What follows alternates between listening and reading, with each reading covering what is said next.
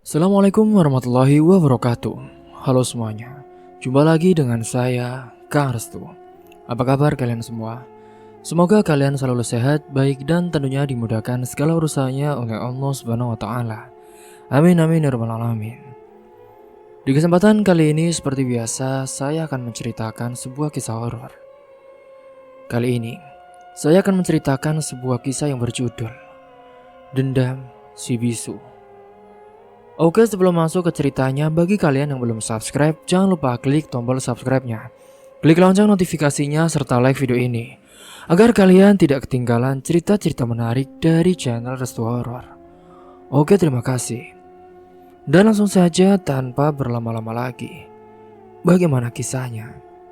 Ini dia ceritanya. Dendam Si Bisu.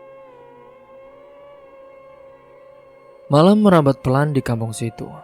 Suasana gelap dan dingin membungkus setiap sudut desa yang dikelilingi oleh hutan lebat. Di sebuah rumah tua beratapkan rumbia, Ilham duduk di sudut kamar kecilnya. Tatapannya kosong memandang bulan sabit yang tergantung di langit malam.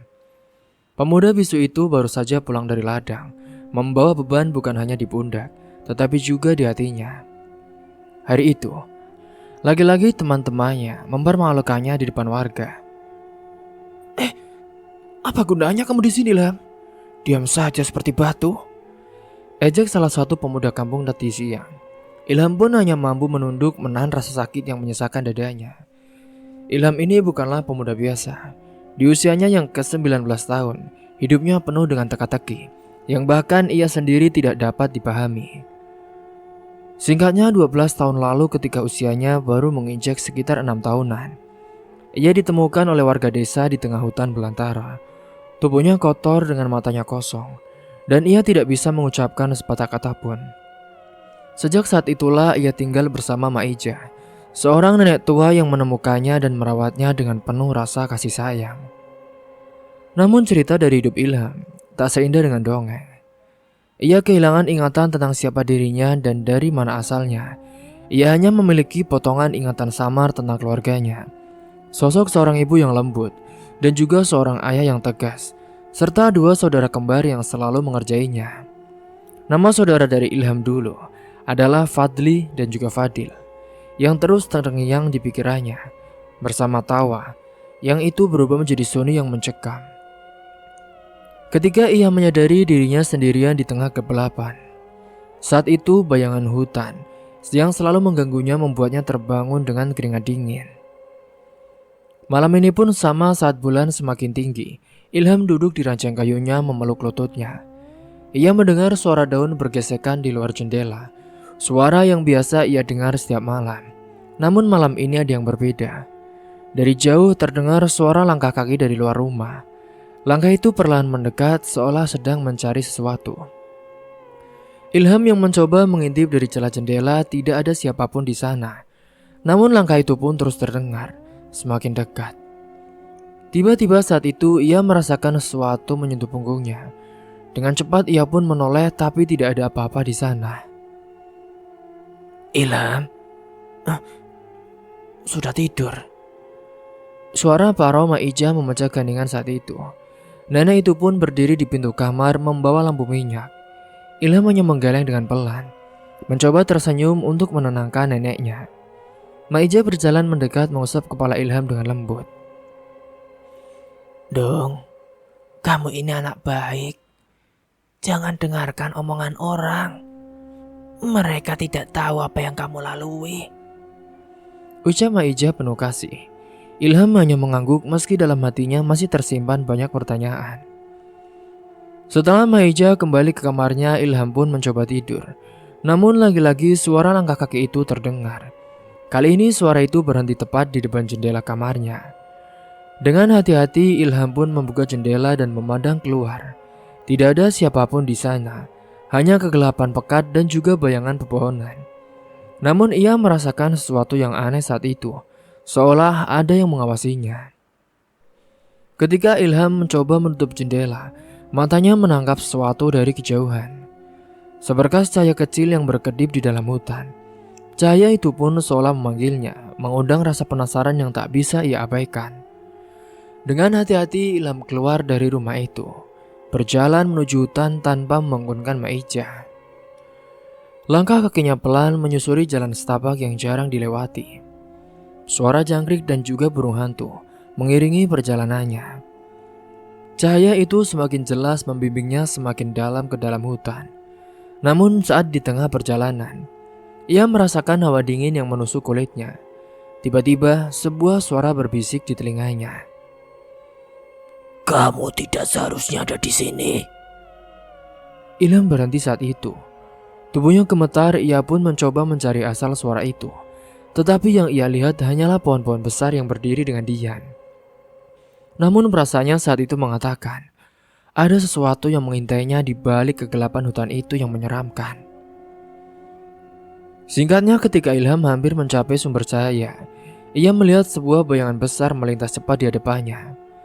Bayangan itu bergerak begitu cepat, hampir mustahil untuk dilihat dengan jelas oleh mata. Namun saat itu ada sesuatu yang familiar tentangnya, yaitu sesuatu yang membuat bulu kuduk Ilham menjadi berdiri merinding. Akhirnya ia pun sampai di tempat di mana cahaya itu berasal. Sebuah lentera tua tergantung di salah satu dahan pohon besar. Di bawah pohon itu ia melihat sesuatu yang membuat darahnya berdesir. Sebuah kain tua tergeletak di tanah penuh dengan bercak darah kering. Dan di sebelah kain itu, ada sebuah kotak kecil yang tertutup dengan rapat. Ilham mendekati kotak itu dengan hati-hati. Tangannya gemetar saat membuka tutupnya. Di dalamnya ia menemukan sebuah foto tua. Foto dirinya bersama dengan kedua orang tuanya dan juga saudara kembarnya, Fadli dan juga Fadil. Ia juga saat itu menemukan sebuah surat. Namun tulisan di dalamnya tampak kabur seolah-olah sudah terkena air akibat beberapa tahun yang lalu. Dan saat Ilham mulai membaca surat itu di dalam hatinya, ia perlahan mendengar suara langkah kaki di belakangnya. Ia pun menoleh dengan cepat tetapi tidak ada siapapun. Hutan itu begitu sunyi, hanya suara angin yang berdesir dengan pelan. Namun ia tahu bahwa ia tidak sendirian di situ. Ada sesuatu ataupun seseorang yang mengamatinya. Tanpa berpikir panjang, Ilham pun membawa kotak itu dan berlari kembali ke rumah. Ia tidak peduli dengan ranting-ranting yang melukai kulitnya. Ia hanya ingin keluar dari hutan itu secepat mungkin. Hingga sesampainya di rumah, ia pun langsung mengunci pintu dan menyalakan lampu. Nafasnya masih tersengal-sengal saat ia membuka kembali kotak itu. Foto dan surat di dalamnya membawa banyak pertanyaan bagi dirinya. Siapa yang meninggalkan benda-benda ini di hutan? Apakah keluarganya masih hidup? Dan yang paling penting, apa yang sebenarnya terjadi malam itu ketika ia tersesat? Pikiran-pikiran itu terus menghantui di pikiran Ilham. Namun sebelum ia bisa berpikir lebih jauh, ia mendengar ketukan di pintu. Ketukan itu pelan tetapi ritmenya tidak wajar, seolah-olah berasal dari tangan yang gemetar. Dengan jantung yang berdebar, Ilham pun mendekati pintu itu, mencoba melihat melalui celah kecil. Dan saat dilihat oleh Ilham dari balik jendela, tidak ada siapapun di luar sana. Tetapi saat ia berbalik, ia sudah melihat sesuatu yang membuatnya membeku. Di dinding kayu rumahnya tertulis dengan darah segar. "Kamu adalah anak hutan ini. Kamu tidak bisa pergi." Bunyi tulisan itu yang mengerikan. Singkat cerita, pada keesokan paginya, pagi itu di kampungnya selalu dimulai dengan kesibukan para warga di ladang. Kabut tipis yang menyelimuti sawah dan juga suara gemerisik dedaunan menjadi pengiring kehidupan sederhana penduduknya. Di antara para pekerja ladang, Ilham menjadi sosok yang mencuri perhatian. Pemuda itu meskipun bisu dan juga berasal dari keluarga miskin, dikenal sebagai anak pekerja keras yang tak pernah mengeluh. Ilham kini yang telah dewasa yang berumur hampir 20 tahun itu, tubuhnya tinggi dan kekar akibat pekerjaan berat yang dilakoninya setiap hari. Setiap pagi ia berangkat ke ladang sebelum matahari terbit dan baru pulang saat langit mulai gelap. Ia bekerja untuk Juragan Sumarno, pemilik ladang padi terbesar di desa itu. Meskipun Ilham ini sering diejek oleh pemuda sebayanya, ia justru membalas ejekan itu dengan baik. Dan ia juga selalu mendapatkan pujian dari Juragan Sumarno. "Anak itu luar biasa yakin. Mantap dia. kata Sumarno suatu hari kepada para pekerja lainnya. Dia tidak pernah malas. Setiap tugas yang diberikan selalu selesai dengan baik. Andai saja kalau semua pemuda di kampung ini seperti Ilham, ladang kita pasti akan makmur.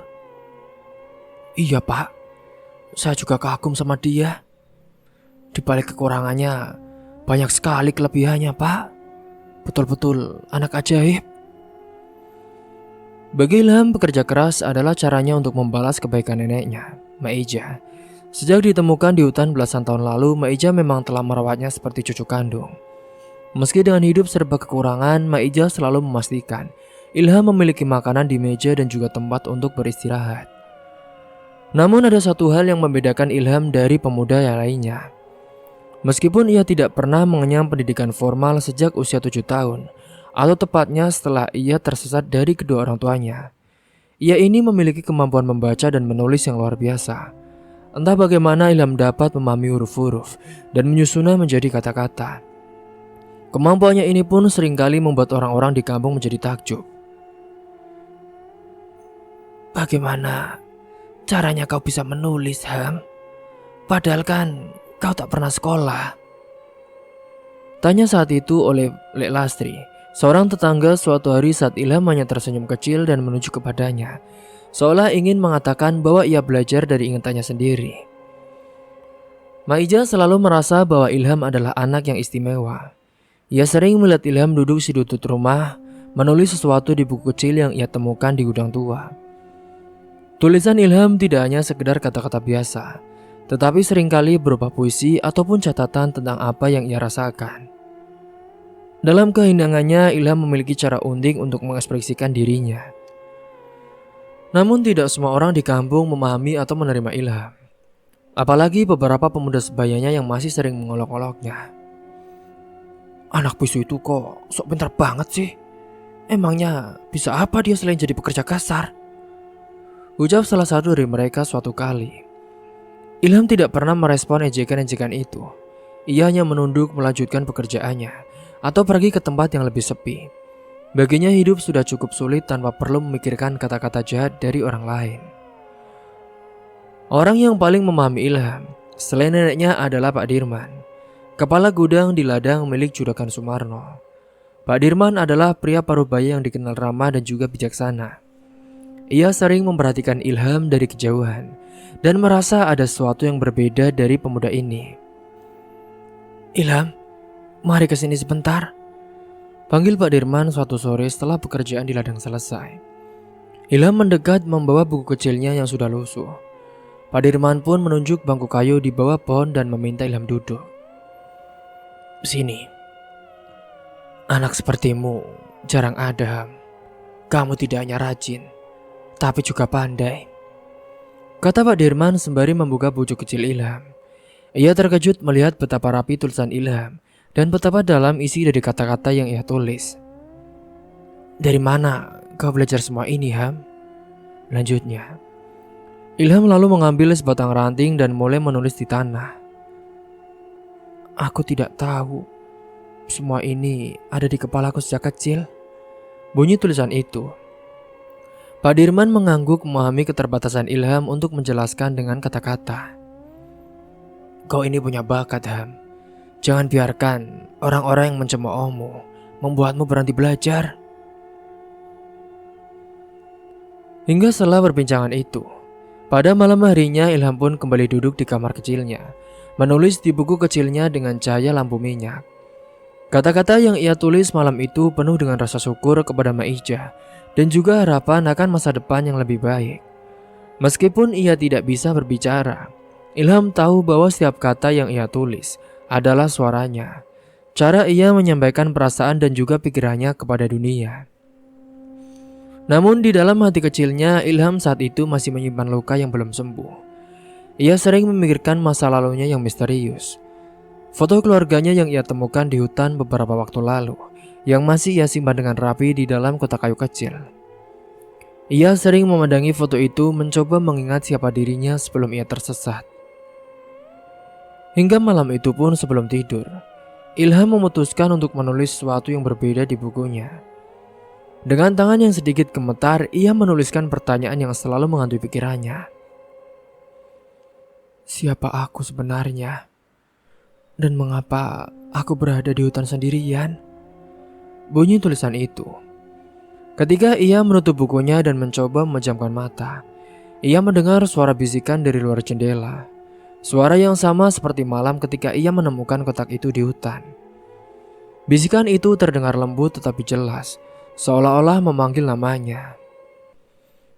Ilham, datanglah.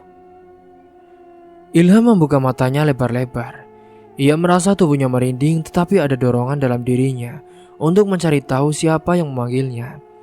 Dengan hati-hati ia pun keluar dari rumah berjalan menuju tepi hutan.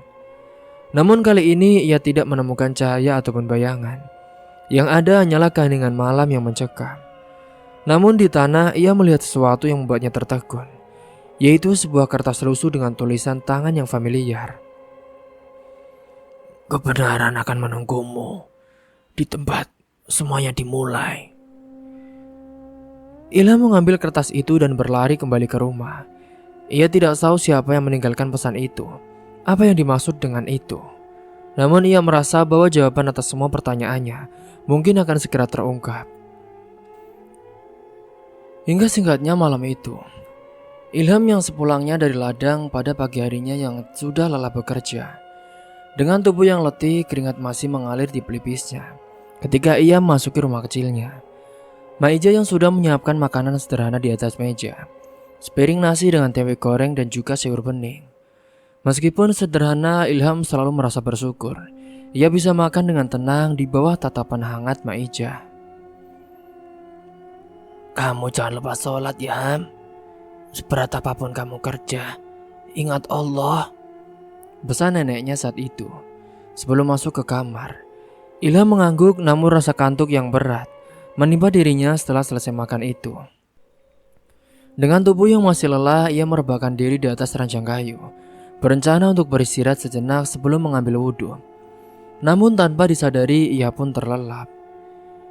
Tidurnya malam itu terasa berat, ia merasa tubuhnya tenggelam dalam kegelapan yang pekat. Namun tiba-tiba ia mendapati dirinya berada di tempat yang asing.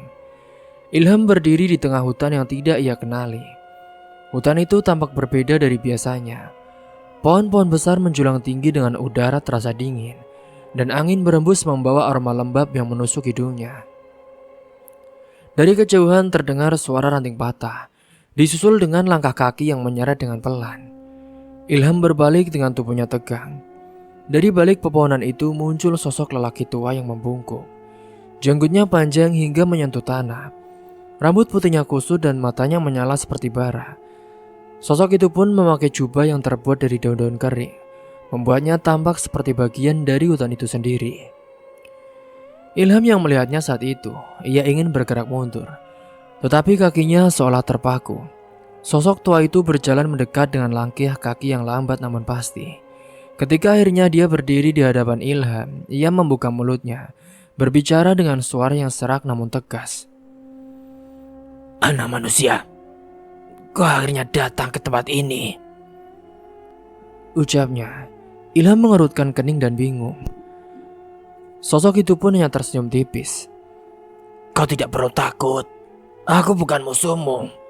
Aku adalah penjaga hutan ini. Dan aku yang dulu menyelamatkanmu dari kengerian kegelapan di hutan ini akibat kamu masuk ke hutan larangan.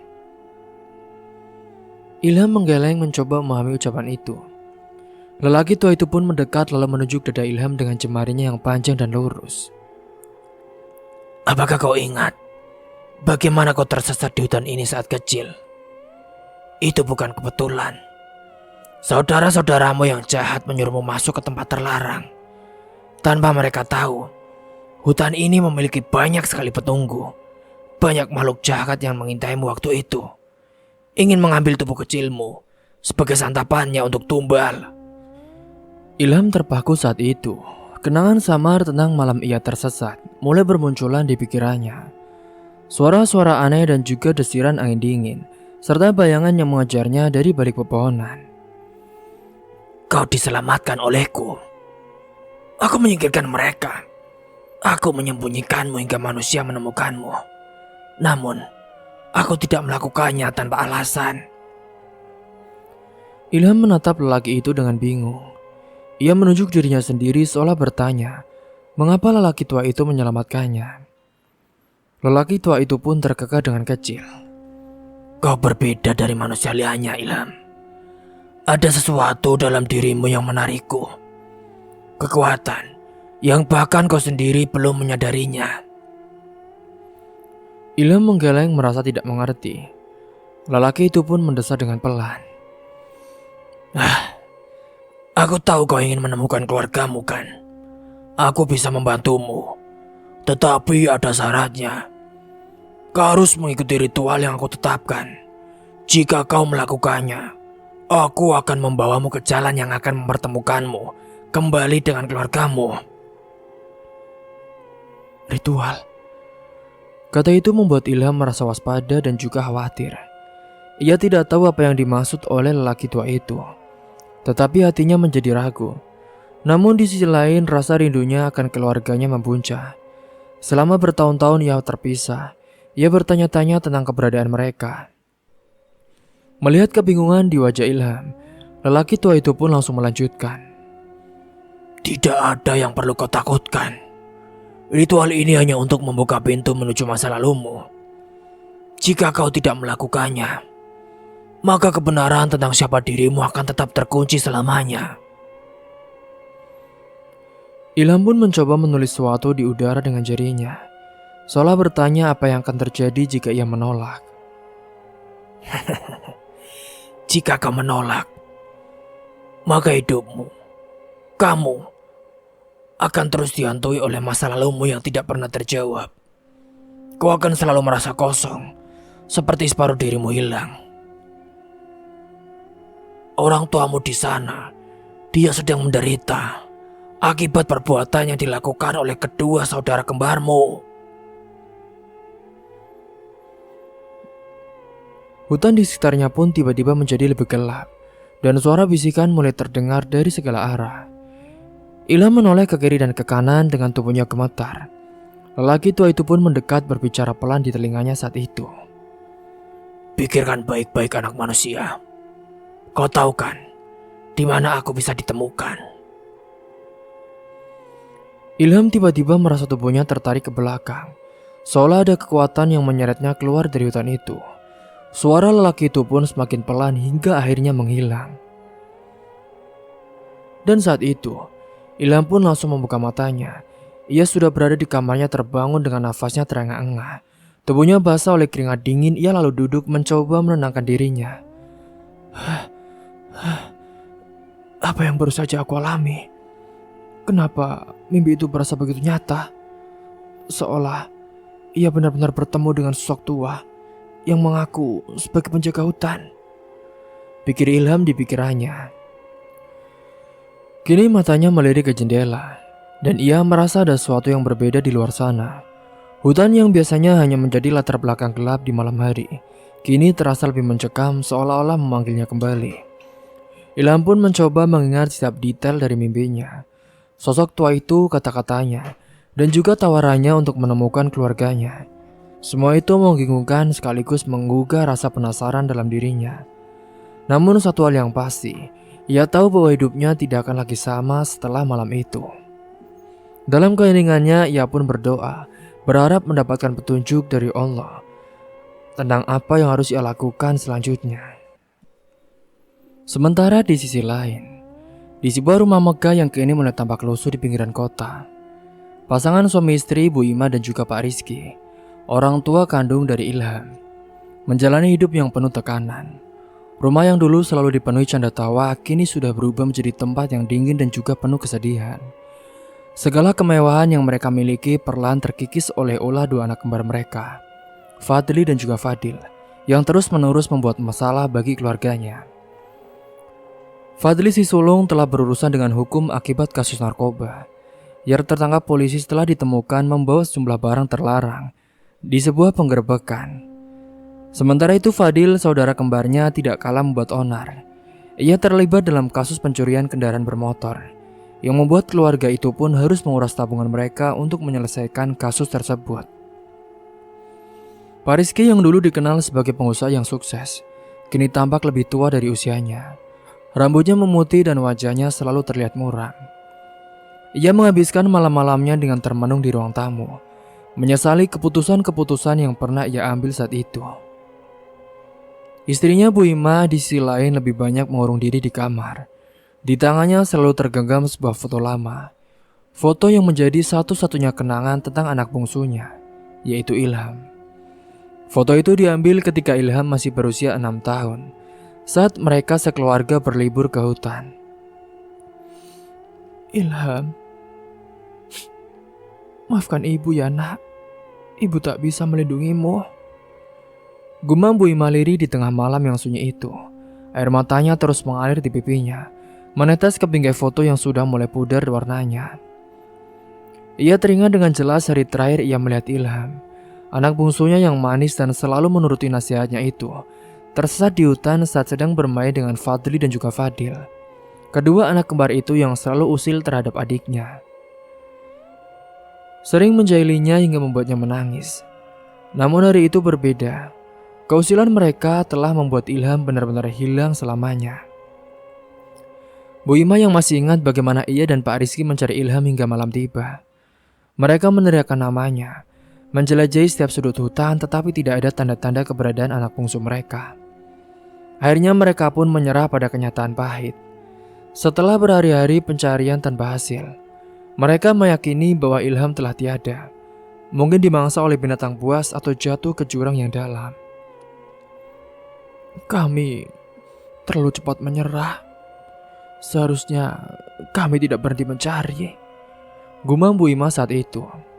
Sementara suaminya Pak Rizky masuk ke kamar, membawa secangkir teh untuk istrinya. Ia tahu istrinya sedang menangis lagi seperti malam-malam sebelumnya. Sudahlah Mah, jangan terus menyiksa diri. Kita tidak bisa mengubah masa lalu, ucapnya. Meskipun dalam hatinya sendiri ia juga merasa hancur. Tapi ya, bagaimana kalau Ilham sebenarnya masih hidup?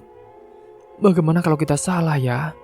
Bagaimana kalau dia masih ada di luar sana, sendirian, membutuhkan kita? Bu Ima memandang suaminya dengan mata penuh harap. Kita juga sudah mencarinya kan, Mah? Bertahun-tahun lamanya tidak ada kabar, tidak ada petunjuk. Mungkin memang sudah saatnya, sudah waktunya kita merelakan. Namun kata-kata itu tidak cukup untuk meredakan kesedihan Bu Ima. Setiap kali ia memandangi foto Ilham, ia merasakan kerinduan yang mendalam. Berbeda dengan Fadli dan juga Fadil, yang selalu membuat masalah sejak kecil. Ilham ini adalah anak yang penurut dan juga penyayang. Ia selalu membantu ibunya di dapur, merapikan mainannya sendiri, dan juga tidak pernah membantah ketika diminta melakukan sesuatu. Ia adalah cahaya dalam hidupku, cahaya yang hilang. Pak Rizky diam mendengar ucapan dari istrinya. Ia tidak ingin mengakui hal itu, tetapi dalam hatinya, ia merasakan hal yang sama. Kehilangan Ilham adalah pukulan terbesar dalam hidup mereka. Sementara itu, kakaknya Fadli dan Fadil tampak tidak peduli dengan keadaan keluarga mereka. Malam itu Fadil baru saja pulang dari luar dengan wajah kesal.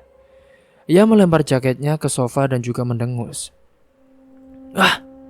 Kenapa sih? Selalu aku yang disalahkan. Ini bukan salahku yo, kalau semuanya berantakan, katanya dengan suara lantang dan keras. Fadli yang duduk di meja makan pun hanya tertawa sinis. Ya kalau lo tidak bodoh, kita tidak akan ada dalam masalah seperti ini, gila. Kau ini bisa diam gak sih? Kau juga tidak lebih baik dari aku ya. Kau pikir siapa yang pertama kali memperkenalkan narkoba ke rumah ini? Ucap Fadil. Pertengkaran antara mereka pun menjadi semakin panas. Pak Rizky yang mendengar keributan itu pun keluar dari kamar dengan wajah merah. Diam kalian berdua. Kalian ini tidak sadar ya. Rumah ini hampir habis karena ulah kalian. Ibumu setiap malam menangis karena kalian, bentaknya. Fadli dan Fadil terdiam sejenak, tetapi kemudian mereka kembali saling menyalahkan. Pak Rizky saat itu hanya bisa menggelengkan kepala, merasa tidak berdaya menghadapi kedua anaknya. Di dalam kamar saat itu, Bu Ima mendengar semuanya. Ia menutup telinganya dengan tangan, mencoba menghalau rasa sakit yang semakin menusuk. Dalam keheningan malam itu, ia berdoa dengan penuh harap. Ya Allah, jika Ilham masih hidup di luar sana, lindungilah dia. Jika aku masih punya kesempatan untuk bertemu dengan anakku, tunjukkan jalannya ya Allah. Aku hanya ingin memeluk anakku lagi, walau hanya sekali. Bu Ima tidak pernah tahu bahwa jauh di sebuah desa kecil, Ilham, anak yang selalu ia rindukan, sedang mencari jalan untuk menemukan keluarganya. Hingga takdir pun pasti perlahan membawa mereka mendekat, meskipun perjalanan itu akan penuh dengan tantangan dan juga rahasia yang harus diungkap. Sementara di sisi lain, kembali ke rumah Ilham. Malam itu setelah Maija sudah tertidur lelap, Ilham yang masih gelisah karena mimpi yang dialaminya, memutuskan untuk pergi. Ia mengenakan pakaian seadanya dan membawa lentera kecil untuk menerangi jalan. Langkahnya perlahan meninggalkan rumah menuju ke arah hutan larangan, tempat ia pertama kali ditemukan oleh Maija bertahun-tahun yang lalu. Hutan itu terlihat semakin gelap dan mencekam di bawah cahaya bulan yang redup. Ilham merasakan desiran angin dingin menerpa kulitnya, membuat bulu kuduknya berdiri.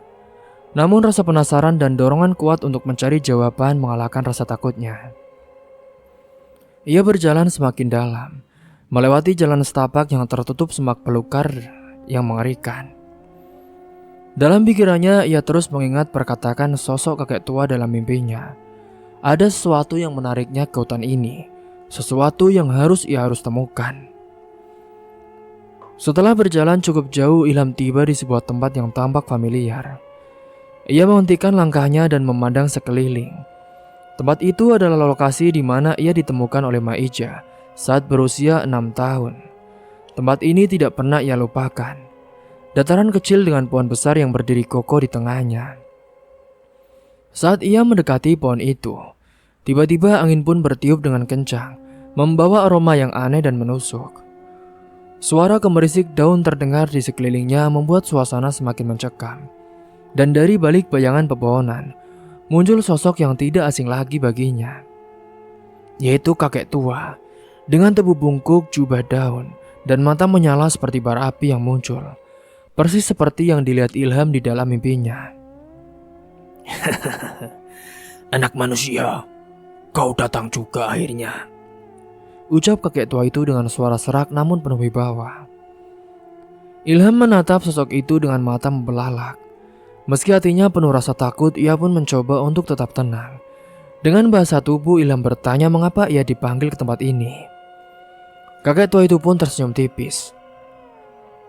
Kau ingin tahu kebenaran tentang keluargamu, ya kan? Itu sangat mudah. Baiklah, aku akan menunjukkan segalanya. Tapi bersiaplah, karena seringkali kebenaran akan lebih baik dari apa yang kau bayangkan. Kakek tua itu pun mendekat dan menyentuh dahi Ilham dengan jarinya yang panjang dan dingin. Sekarang, pejamkan matamu, katanya. Ilham menurut dalam sekejap, ia pun merasakan tubuhnya menjadi ringan. Bayangan-bayangan mulai muncul dalam pikirannya, seperti sebuah film yang diputar di depan matanya. Ia melihat kedua kakaknya yang kembar, Fadli dan juga Fadil, saat masih kecil tertawa-tawa sambil menjahili dirinya. Ia juga melihat bagaimana mereka sengaja menyuruhnya masuk ke hutan larangan itu, meninggalkannya sendirian di tengah kegelapan. Bayangan itu pun beralih ke masa kini, di mana Ilham sekarang melihat kakaknya yang kini sudah dewasa hidup di kota tetapi penuh dengan masalah. Ia melihat Fadli ditangkap polisi karena kasus narkoba dan juga Fadil yang mencuri untuk memenuhi kebutuhan hidupnya yang semakin berantakan. Kemudian bayangan itu pun menunjukkan kedua orang tua Ilham, Bu Ima dan juga Pak Rizky. Mereka sekarang tampak tua dan juga lelah. Bu Ima yang menangis di kamar memegang foto kecil Ilham, sementara Pak Rizky duduk termenung dengan tatapan kosong. Rumah besar mereka yang dulu megah kini terlihat rusuh, kusuh dan juga nyaris tak terurus. Aku tahu siapa mereka. Dua kakakmu yang kembar itu telah menorehkan dosa besar ke hutan ini. Mereka membuat bangsa lembut murka, dan kutukan mereka kini menyebar ke seluruh keluargamu jika tidak segera dihancurkan. Sejak beberapa tahun yang lalu, kedua kakakmu masih ditandai oleh bangsa ini. Sosok yang menjaga hutan larangan ini. Ilham membuka matanya dengan air mata mengalir di pipinya. Dia menangis melihat penderitaan keluarganya, membuat hatinya terasa hancur. Ia merasa bersalah tetapi juga marah. Bagaimana mungkin kedua kakaknya tega membuat hidup orang tua mereka begitu menderita? Ia pun mencoba mengungkapkan kemarahannya dengan bahasa tubuh, mengepalkan tangan dan menunjuk dirinya sendiri, seolah berkata, Aku harus melakukan sesuatu. Namun kakek tua itu menggeleng. Balas dendam tidak akan menyelesaikan apapun, wahai manusia. Kau harus berpikir jernih. Aku membawamu ke sini bukan untuk membalas dendam saja, tetapi untuk menunjukkan kebenaran. Kau harus memutuskan sendiri apa yang akan kau lakukan selanjutnya. Ilham menggigit bibirnya, mencoba meredam emosinya. Ia menunduk dengan air mata terus mengalir. Ia tidak tahu apa yang harus dilakukan. Kerinduan untuk bertemu keluarganya pun bercampur dengan kebencian terhadap kakaknya yang telah membuat hidupnya begitu sulit. Jika kau ingin menyelamatkan keluargamu, ayah ibumu, kau harus bersiap menghadapi segala resiko. Ada ritual yang harus kau jalani. Tetapi ingat, ritual ini tidaklah mudah. Dan tidak ada jaminan kau bisa akan berhasil dengan gampang. Ilham menatap kakek tua itu dengan tekad yang mulai tumbuh di matanya. Ia mengangguk pelan menandakan bahwa ia siap untuk melakukan apapun demi keluarganya. Baiklah, aku akan memandu langkahmu. Tapi ingat, jalannya panjang dan penuh bahaya. Kau harus kuat baik tubuh maupun jiwa. Ucap kakek tua itu lagi. Ilham mengangguk sekali lagi. Dalam hati ia berdoa agar diberi kekuatan untuk menghadapi semua ini. Ia tidak tahu apa yang menantinya, tetapi ia tahu satu hal. Ia tidak akan menyerah sebelum melihat keluarganya bersatu kembali. Saat ritual itu, Ilham berdiri di hadapan kakek tua dan juga sekelompok makhluk tak kasat mata yang mulai menampakkan wujud samar mereka. Suasana di tengah hutan larangan itu semakin mencekam. Angin berhenti bertiup dan keheningan yang tidak wajar menyelimuti. Kakek tua itu berdiri di samping Ilham, memberi isyarat agar tetap tenang meskipun hawa dingin yang menusuk membuat tubuh Ilham bergetar. Tiba-tiba saat itu dari bayangan pepohonan, muncul sosok besar yang menakutkan. Wajahnya gelap seperti kabut dengan mata merah menyala, dan juga suara seperti gemuruh. Itu adalah Raja Lelembut, penguasa dunia gaib di hutan larangan ini. Anak manusia, apa yang membuatmu berani menapak kembali ke wilayahku? Suara raja itu menggema. Ilham yang hanya bisa menjelaskan melalui bahasa tubuh, berusaha menunjukkan rasa hormat. Ia memegang dada kirinya membungkuk sedikit, lalu menunjuk dirinya sendiri dan pohon besar tempat dia ditemukan dulu. Kakek tua itu pun segera menyampaikan pesan dari Ilham dengan nada pelan.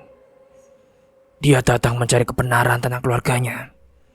Ia juga ingin menebus kesalahan yang lalu. Raja Lelembut itu memandang Ilham dengan mata tajam. Kesalahan keluargamu tidak kecil, anak manusia. Ketahuilah, bertahun-tahun yang lalu, saat kau tersesat di hutan ini, keluargamu telah melanggar aturan besar di wilayah kami. Dua saudaramu. Dia datang ke tempat kami saat kami sedang merayakan kelahiran anakku, penerus kerajaan ini. Suasana semakin tegang, makhluk-makhluk gaib pun sekeliling mereka mulai mengeluarkan suara geraman rendah, seolah mengungkapkan kemarahan yang lama terpendam. Namun, dua saudaramu itu tidak tahu hormat. Mereka menghancurkan persembahan kami. Mereka mengencingi itu sembarangan dan membuat bangsaku masih menahan amarah hingga kini.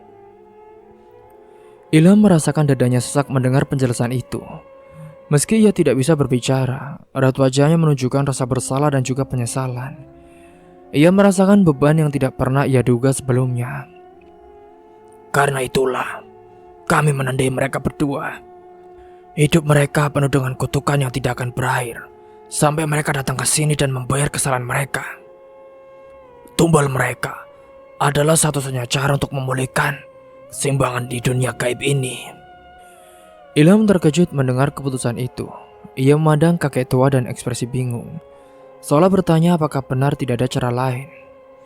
Kakek tua itu pun menghela nafas panjang lalu menembuk pundak Ilham dengan lembut. Aku tahu ini sulit anakku, tetapi inilah kenyataannya. Jika kau ingin keluargamu terbebas dari penderitaan itu, kau harus membawa mereka ke sini. Hanya dengan begitu, bangsa lembut akan puas dan keluargamu bisa hidup damai kembali. Ilham merasa hancur saat itu. Bagaimana mungkin ia membawa kedua kakaknya ke tempat ini, apalagi mengetahui bahwa mereka akan menjadi tumbal. Meski Fadli dan Fadil pernah menyakitinya, mereka tetap keluarganya. Namun di sisi lain Ilham juga tidak akan melihat penderitaan kedua orang tuanya yang kini terjebak dalam kemalangan tanpa akhir. Saranku, pergilah ke kotamu, temui keluargamu dan bawa mereka kembali ke sini. Aku akan membantumu memandu jika diperlukan. Tetapi ingat, setelah mereka tiba di sini, biarkan semuanya menjadi urusan kami. Dengan hati yang penuh dilema, Ilham meninggalkan hutan larangan itu. Ia tahu perjalanannya tidak akan mudah. Pertama, ia harus menemukan keluarga yang telah lama terpisah darinya. Kedua pun ia harus meyakinkan kedua kakaknya yang tidak pernah akur. Apalagi dengan kehilangan dia yang sudah lama, pasti akan membuat semua orang terkejut. Karena mereka semua pastinya akan mengira kalau Ilham sudah meninggal. Tapi mau bagaimana lagi? Itu adalah satu-satunya cara untuk menyelamatkan keluarganya dan membalas kesalahan mereka di masa lalu. Ilham juga berpikir ingin menyelamatkan kedua orang tuanya. Dia tidak ingin melihat mereka terus bersedih akibat perlakuan yang dibuat oleh kedua kakaknya. Cerita pun sampai di sini dulu. Tunggu kelanjutannya di part selanjutnya. Mungkin itu saja yang dapat saya sampaikan. Kurang lebihnya mohon maaf apabila ada salah kata ataupun ucapan yang kurang berkenan bagi kalian semua. Sampai jumpa di cerita selanjutnya. Akhir kata, wassalamualaikum warahmatullahi wabarakatuh.